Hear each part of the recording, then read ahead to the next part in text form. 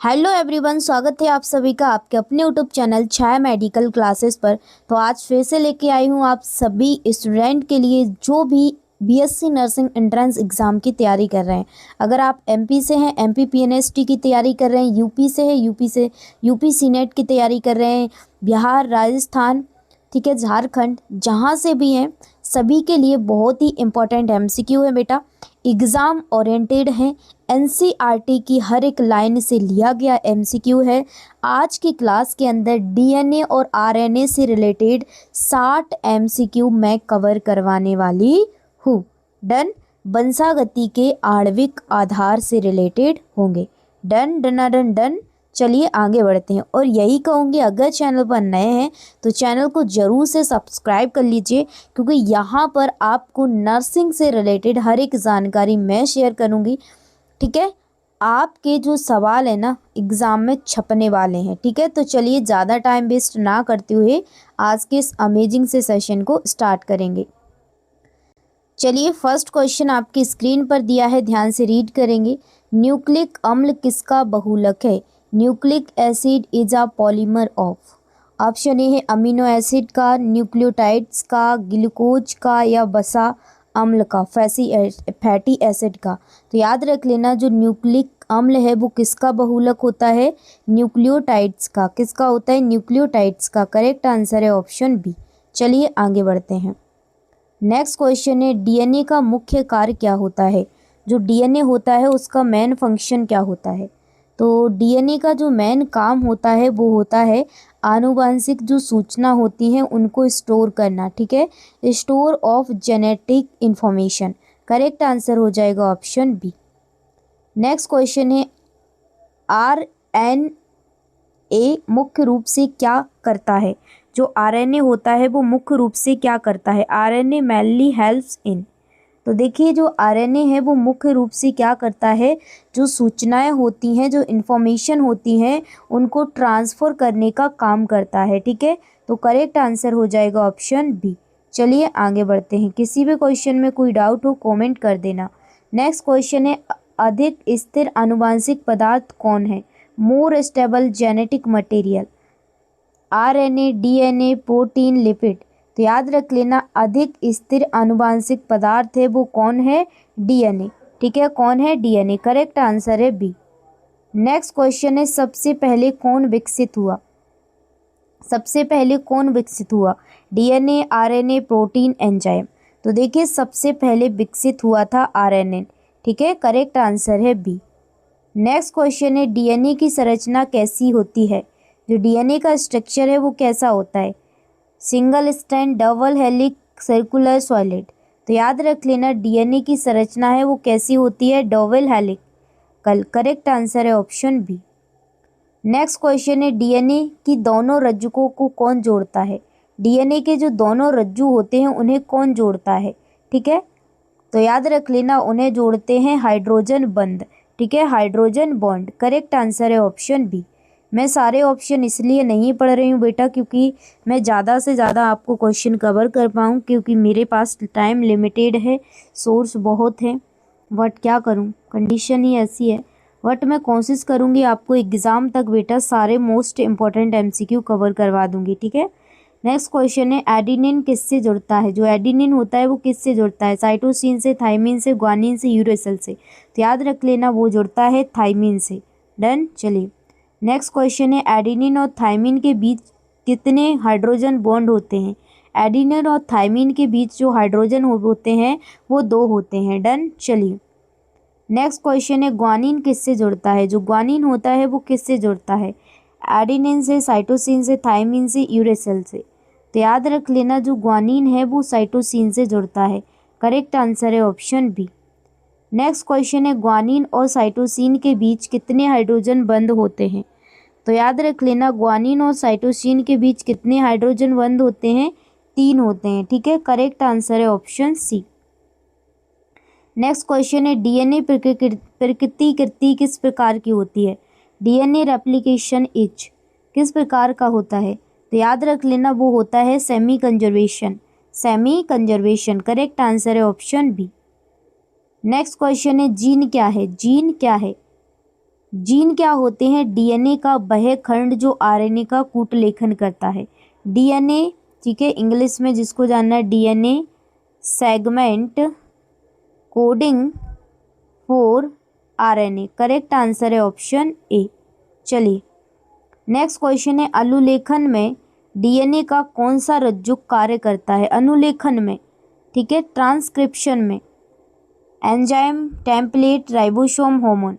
तो याद रख लेना वो काम करता है टेम्पलेट। करेक्ट आंसर है ऑप्शन बी। चलिए नेक्स्ट क्वेश्चन है, अनुलेखन से क्या बनता है? जो अनुलेखन है उससे क्या बनता है? DNA, mRNA, protein, lipid. तो देखिए अनुलेखन से बनता है एमआरएनए। करेक्ट आंसर है ऑप्शन बी। चलिए नेक्स्ट क्वेश्चन है, जीवाणु में एमआरएनए होता है इनएक्टिव, फंक्शनल, डिस्ट्रॉयड, एब्सेंट। तो देखिए जीवाणु में एमआरएनए होता है वो फंक्शनल टाइप का होता है। नेक्स्ट क्वेश्चन है, सुख इंद्रिय, ठीक है, यानी यूकेरियोट्स में जीन कैसे होते हैं? Continuous, split gene, circular, absent. तो देखिए सुख इंद्रिय में जीव कैसे होते हैं? Split genes. करेक्ट आंसर है ऑप्शन बी।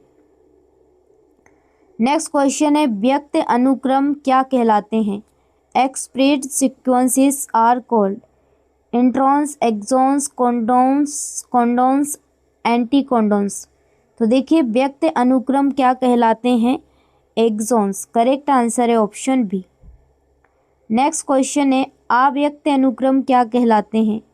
अव्यक्त अनुक्रम क्या कहलाते हैं? तो देखिए non express sequence are called, वो कहलाते हैं एंट्रॉन। करेक्ट आंसर है ऑप्शन ए। चलिए आगे बढ़ते हैं, एंट्रॉन को हटाने की प्रक्रिया क्या कहलाती है?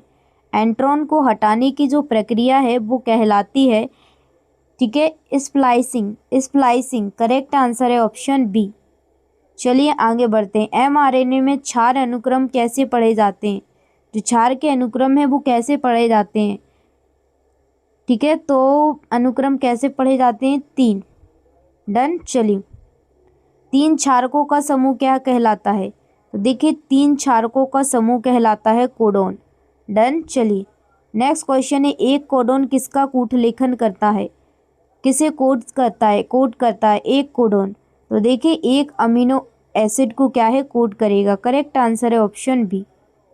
चलिए आनुवांशिक कूट को कौन पढ़ता है? आनुवांशिक कूट को कौन पढ़ता है? DNA, tRNA, RNA, enzyme. तो देखिए आनुवांशिक कूट को कौन पढ़ता है? टीआरएनए। नेक्स्ट क्वेश्चन है, टीआरएनए क्या कार्य करता है? जो टीआरएनए होता है बेटा वो काम करता है अनुकूलक, एडेप्टेड मॉलिक्यूल का। करेक्ट आंसर है ऑप्शन बी। नेक्स्ट क्वेश्चन है, प्रत्येक अमीनो अम्ल के लिए क्या होता है? प्रत्येक अमीनो अम्ल के लिए क्या होता है? स्पेसिफिक टीआरएनए, डीएनए, एक सेल, वन हार्मोन। तो देखिए प्रत्येक अमीनो अम्ल के लिए क्या होता है? एक विशिष्ट टीआरएनए स्पेशल जो सेल होती है, ठीक है, स्पेसिफिक वो होती है। करेक्ट आंसर है ऑप्शन ए। नेक्स्ट क्वेश्चन है, टीआरएनए अमीनो अम्ल को कहाँ जोड़ता है? जो टीआरएनए होता है वो अमीनो अम्ल को कहाँ जोड़ता है? वो जोड़ता है एक किनारे पर, ठीक है, वन एंड। कहाँ जोड़ता है? एक किनारे पर, वन एंड। तो यहाँ पे करेक्ट आंसर हो जाएगा ऑप्शन बी। चलिए आगे बढ़ते हैं। नेक्स्ट क्वेश्चन है, टीआरएनए पर कौन सा भाग एमआरएनए के कोडोन से जुड़ता है? टीआरएनए पर कौन सा भाग एमआरएनए के कोडोन से जुड़ता है? कौन सा जुड़ता है? तो याद रख लेना एंटीकोडोन। कौन? एंटीकोडोन। चलिए नेक्स्ट क्वेश्चन है, प्रोटीन संश्लेषण का स्थान क्या है? प्रोटीन संश्लेषण का स्थान होता है राइबोसोम, ठीक है, राइबोसोम। चलिए नेक्स्ट क्वेश्चन है, राइबोसोम क्या उत्परिवर्तित करता है? तो जो राइबोसोम होता है वो क्या उत्परिवर्तित करता है? तो देखिए वो करता है पेप्टाइड बंध निर्माण। क्या करता है? पेप्टाइड बंध निर्माण। डन। चलिए आगे बढ़ते हैं। नेक्स्ट क्वेश्चन है, राइबोजाइम क्या है? राइबोजाइम क्या है? प्रोटीन है, आरएनए एंजाइम है, डीएनए एंजाइम है या हार्मोन है? तो देखिए राइबोजाइम है वो आरएनए एंजाइम है। क्या है? RNA enzyme. करेक्ट आंसर है ऑप्शन बी। नेक्स्ट क्वेश्चन है जीवन का विकास किससे माना जाता है? जीवन का विकास किससे माना जाता है? Life is believed to originate from DNA, RNA, protein, lipid. तो याद रख लेना जीवन का विकास किससे माना जाता है? आरएनए से।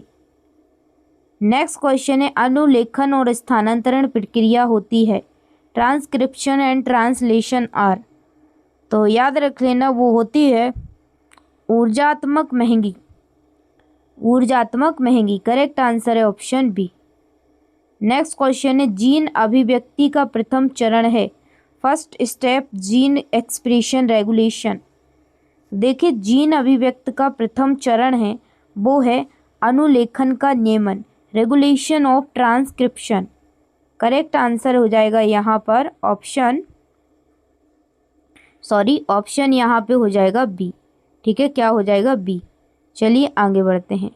नेक्स्ट क्वेश्चन है जीवाणु में एक इकाई के रूप में नियंत्रित जीन समूह कहलाता है। जीवाणु में एक इकाई के रूप में नियंत्रित जीन समूह कहलाता है। सॉरी बच्चों, क्या कहलाता है? Operon, codon, genotype, anticodon. तो याद रख लेना वो कहलाता है ओपेरॉन। चलिए आगे बढ़ते हैं। नेक्स्ट क्वेश्चन है लैक ओपेरॉन किसके लिए उत्तरदायी है? Lac operon is responsible for. तो देखिए जो लैक ओपेरॉन होता है वो लैक्टोज मेटाबॉलिज्म के लिए क्या होता है? उत्तरदायी होता है। तो करेक्ट आंसर यहाँ पे हो जाएगा ऑप्शन बी, लैक्टोज की मात्रा पर। करेक्ट आंसर है ऑप्शन बी। चलिए नेक्स्ट क्वेश्चन है मानव जीनोम परियोजना का उद्देश्य था।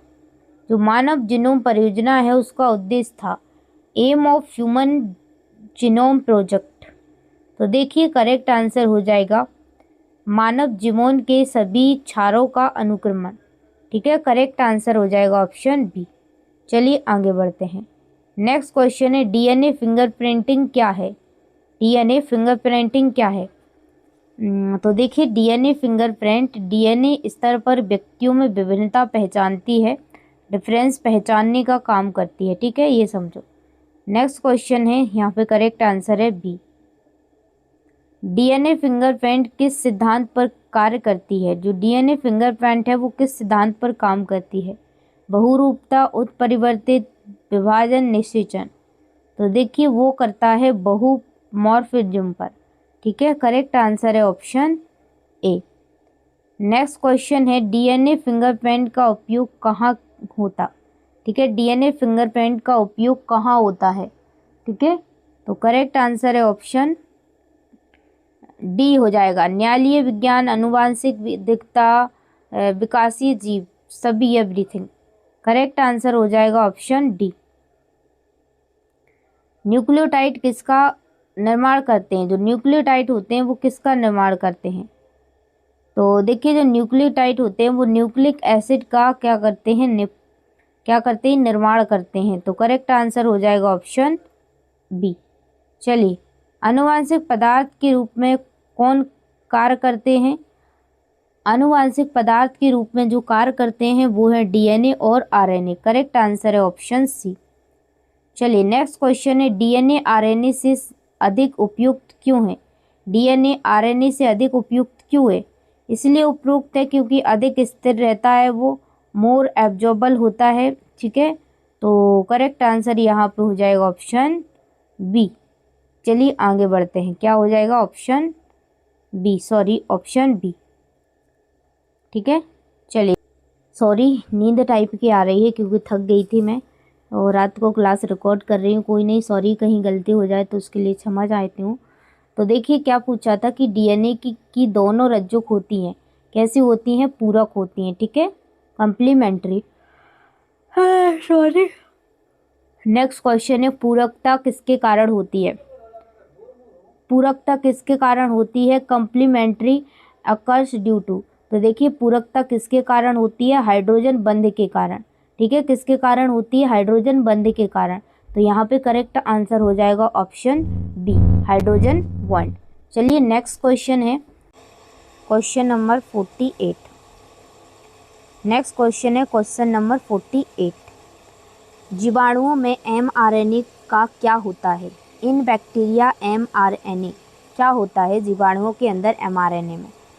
तो देखिए ये कैसे होते हैं, तुरंत क्रियाशील, नष्ट, निष्क्रिय, विभाजित, यानी कि immediately functional, destroyed, inactive, split. तो देखिए ये होते हैं इमीडिएटली फंक्शनल। करेक्ट आंसर हो जाएगा ऑप्शन ए। चलिए आगे बढ़ते हैं। नेक्स्ट क्वेश्चन है, एंट्रॉन हटने के बाद क्या बनता है। एंट्रॉन हटने के बाद क्या बनता है। After enteron removal form active RNA, inactive RNA, DNA या प्रोटीन। तो देखिए एंट्रॉन हटने के बाद बनता है एक्टिव आरएनए। ठीक है, करेक्ट आंसर है ऑप्शन ए। चलिए आगे बढ़ते हैं। नेक्स्ट क्वेश्चन है, एक्सोन आपस में कैसे जुड़ते हैं। Exon join by. तो देखिए एक्सोन होते हैं वो आपस में कैसे जुड़ते हैं, स्प्लाइसिंग। ठीक है, करेक्ट आंसर है ऑप्शन ए। चलिए नेक्स्ट क्वेश्चन है, आनुवांशिक कूट किस में होता है। Genetic code is in mRNA, DNA, tRNA, protein. तो देखिए आनुवांशिक कूट किस में होता है, एमआरएनए में। करेक्ट आंसर है ए। नेक्स्ट क्वेश्चन है, एंटीकोडोन कहाँ पाया जाता है। जो एंटीकोडोन होता है वो कहाँ पे फाउंड होता है। तो देखिए वो होता है टीआरएनए। कहाँ पे होता है, टीआरएनए। तो करेक्ट आंसर हो जाएगा ऑप्शन बी। चलिए आगे बढ़ते हैं। नेक्स्ट क्वेश्चन है, टीआरएनए किस सिद्धांत पर कोड पड़ता है। टीआरएनए किस सिद्धांत पर कोड पड़ता है। ठीक है, तो ये पड़ता है पूरकता के सिद्धांत पर, कंप्लीमेंट्रिटी। ठीक है, करेक्ट आंसर है ऑप्शन ए। चलिए आगे बढ़ते हैं। नेक्स्ट क्वेश्चन है, प्रोटीन संश्लेषण में कौन जुड़ता है, कौन ज्वाइंट होता है प्रोटीन सिंथेसिस में। Fatty acid, amino acid, glucose, nucleotide. तो देखिए प्रोटीन सिंथेसिस में अमीनो एसिड, ठीक है, क्या है, ज्वाइन होते हैं। करेक्ट आंसर है बी। चलिए आगे बढ़ते हैं। नेक्स्ट क्वेश्चन है, पेप्टाइड बॉन्ड किसके बीच बनता है। पेप्टाइड बॉन्ड किसके बीच बनेगा, न्यूक्लियोटाइड के बीच, अमीनो एसिड, डीएनए, आरएनए। तो याद रख लेना पेप्टाइड जो बॉन्ड है वो अमीनो एसिड के बीच बनता है। ऑप्शन बी करेक्ट आंसर हो जाएगा। नेक्स्ट क्वेश्चन है, राइबोजाइम किसका उदाहरण है। ठीक है, ribozyme is an example of. तो देखिए जो राइबोजाइम है वो किसका उदाहरण, डीएनए एंजाइम का, आरएनए एंजाइम का, प्रोटीन हार्मोन का, लिपिड एंजाइम का। तो देखिए यहाँ पे करेक्ट आंसर हो जाएगा ऑप्शन बी, आरएनए एंजाइम का। चलिए आगे बढ़ते हैं। लैकोपेरोन कहाँ पाया जाता है। जो लैकोपेरोन होता है वो कहाँ पे प्रेजेंट होता है, फाउंड होता है। प्लांट्स में, बैक्टीरिया में, ह्यूमन में, फंगी में। तो देखिए वो होता है बैक्टीरिया के अंदर। देखिए ऑप्शन में इसलिए नहीं पढ़ रही हूँ क्योंकि मेरे पास टाइम लिमिटेड है और मैं ये कोशिश कर रही हूँ कि आप तक जितने ज़्यादा क्वेश्चन है वो प्रोवाइड कर सकूँ। ठीक है, तो नेक्स्ट क्वेश्चन है, लैकोपेरोन किससे नियंत्रित होता है। Lac operon is controlled by. तो देखिए जो लैकोपेरोन है वो किससे नियंत्रित होता है, लैक्टोज से। ठीक है, करेक्ट आंसर है ऑप्शन ए। चलिए आगे बढ़ती हूँ। नेक्स्ट क्वेश्चन है, मानव जीनोम परियोजना से क्या मिला। जो मानव जीनोम परियोजना है उससे क्या मिला, न्यू इन्फॉर्मेशन। ठीक है, क्या मिला, न्यू इन्फॉर्मेशन मिली थी उससे। ठीक है, नई सूचनाएं। करेक्ट आंसर है ऑप्शन ए। चलिए नेक्स्ट क्वेश्चन है, डीएनए फिंगरप्रिंटिंग का आधार क्या है। डीएनए फिंगरप्रिंटिंग का आधार क्या है, मैन आधार क्या है। तो देखिए डीएनए फिंगरप्रिंट का जो आधार होता है वो होता है बहुरूपता। ठीक है, क्या होता है, बहुरूपता। तो यहाँ पर करेक्ट आंसर हो जाएगा ऑप्शन ए। ठीक है, चलिए आगे बढ़ते हैं। आगे नहीं बढ़ते हैं। आज हमारा टारगेट था कि हम 60 क्वेश्चन कवर करेंगे। किससे किससे करेंगे, जो आणविक वाला सिद्धांत है। और ये जो जेनेटिक वाला सिद्धांत है ना बेटा, जेनेटिक से ना बहुत सारे क्वेश्चन देखने को मिलते हैं। तो जेनेटिक को मैं मतलब ज़्यादा कवर करवाऊंगी, इसके ज़्यादा क्वेश्चन करवाऊंगी। ठीक है, टॉपिक वाइज इसके क्वेश्चन करवा दूंगी। बस जुड़े रहिए छाया मेडिकल क्लासेस के साथ। मैं आपको शेयर करती रहूँगी, प्रोवाइड करती रहूँगी मोस्ट टाइम पे exam oriented selected MCQ and PYQ. ठीक है, और एनसीईआरटी बेस्ड रहेंगे। और मेरा फोकस रहता है ज़्यादा सभी स्टूडेंटों पर रहता है मेरा फोकस। ठीक है, और हिंदी और इंग्लिश लैंग्वेज, इंग्लिश वाले बच्चे थोड़े ध्यान दे लिया करो। मैं टाइप कर देती हूँ, बोल कम पाती हूँ, तो इंग्लिश वाले बच्चे उसके लिए सॉरी। और बट हिंदी मीडियम वाले बच्चों को कोई दिक्कत नहीं होगी, इंग्लिश वाले बच्चों को थोड़ी बहुत दिक्कत होगी, बट मैनेज कर लेना। क्योंकि अगर मैं दोनों लैंग्वेज में समझाऊंगी एक साथ तो काफ़ी सारा टाइम हो जाएगा। ठीक है, तो मैं फिर भी बोल देती हूँ हिंदी एंड इंग्लिश दोनों लैंग्वेज में, तो फिर भी डाउट कुछ प्रॉब्लम होती है तो कमेंट कर देना। बाकी आपको क्लास कैसी लगी कमेंट सेक्शन में बताओ। पीडीएफ चाहिए तो भी कमेंट कर देना। ठीक है। आपकी दीदी हमेशा आपके साथ है, पढ़ते रहिए, मुस्कुराते रहिए। और नेगेटिव मार्किंग की बात है तो अभी कंफर्मेशन नहीं है, होगी भी तो ज़्यादा की नहीं होगी, बट आप तो ध्यान दो पढ़ाई पर, ठीक है, और फोकस करो, और उसके बाद जो होगा वो देख लेना। नेगेटिव मार्किंग होगी भी तो उस पे, उसके आधार पे मत चलो। आप तो सीधा सोचो कि हमें नेगेटिव हो या ना हो भी सके, हो या ना हो, आप तो अपनी तैयारी पूरी करो, ठीक है। तो चलिए मिलते हैं नेक्स्ट क्लास के अंदर, तब तक के लिए thank you for this watching video and don't forget like share and subscribe. Bye bye, take care, love you all. मिलती हूँ नेक्स्ट क्लास में। कोई भी डाउट है कमेंट कर देना, पीडीएफ चाहिए कमेंट कर देना। मिलती हूँ नेक्स्ट वीडियो में।